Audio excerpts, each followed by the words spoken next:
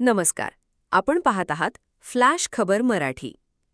आजच्या व्हिडिओमध्ये पाहणार आहोत विनू दोघातली ही तुटेना मालिकेतील प्रेरणादायी आणि भावूक प्रसंग.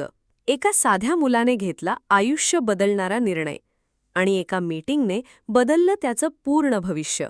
सर, तुम्ही म्हणत होतात ना, आयुष्य आपल्याला कुठेच नेत नाही, आपल्यालाच त्याला दिशा द्यावी लागते. ते खरंच माझ्या मनाला लागलं. रोहन शांत आवाजात म्हणाला, मी इतके दिवस फक्त जे काम मिळेल ते करत राहिलो सर. कोणी सांगेल ते ऐकलं. मान खाली घालून सगळं स्वीकारलं. पण त्या सगळ्यात मी स्वतःसाठी, माझ्या स्वप्नांसाठी कधीच लढलो नाही. त्याच्या डोळ्यात आता आत्मविश्वास दिसत होता. राजवाडे सर त्याच्याकडे लक्ष देऊन ऐकत होते. पण तू जॉब करत होतास ना? सरांनी विचारलं. रोहन हलकसं हसला. हो सर, पण त्या जॉबमध्येही मी दुसऱ्यावरच अवलंबून होतो. एका दिवशी बॉस आला आणि मला कामावरून काढून टाकलं. तेव्हा जाणवलं, असं आयुष्य जगायचं नाही. काही क्षण शांतता पसरली. मग रोहन पुन्हा बोलू लागला. सर, मला आता माझं आयुष्य रिबूट करायचंय. मला पुन्हा नव्याने सुरुवात करायची आहे.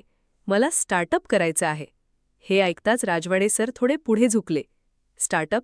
त्यांनी उत्सुकतेने विचारलं. हो सर, कॉलेजपासून माझं एक स्वप्न होतं. स्वतःचा बिझनेस असावा.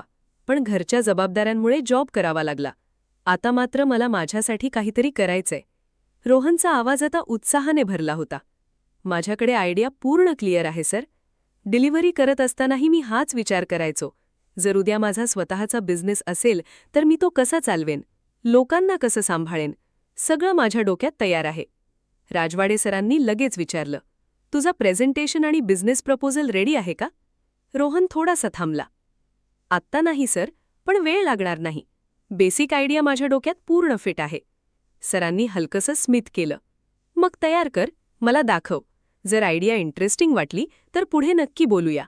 हे ऐकताच रोहनच्या चेहऱ्यावर आनंद उमटला.